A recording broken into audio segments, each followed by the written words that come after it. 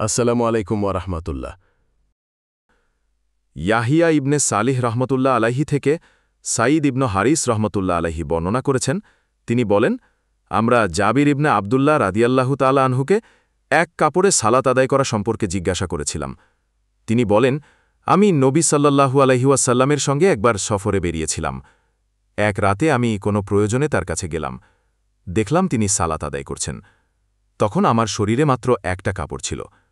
আমি কাপড়টা দিয়ে শরীর জড়িয়ে নিলাম আর তার পাশে সালাতে দাঁড়ালাম। তিনি সালাত শেষ করে জিজ্ঞাসা করলেন, জাবির, রাতের বেলা আসার কারণ কি? তখন আমি তাকে আমার প্রয়োজনের কথা জানালাম। আমার কাজ শেষ হলে তিনি বললেন, এ কেমন জড়ানো অবস্থায় তোমাকে দেখলাম?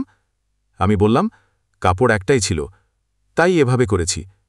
তিনি বললেন, কাপড় যদি বড় হয় তাহলে শরীরে জড়িয়ে পড়বে, আর যদি ছোট হয় তাহলে তহবন্দর রূপে ব্যবহার করবে। বুখারী শরীফ, হাদিস নাম্বার 354, আর ইসলামিক ফাউন্ডেশন থেকে বর্ণিত।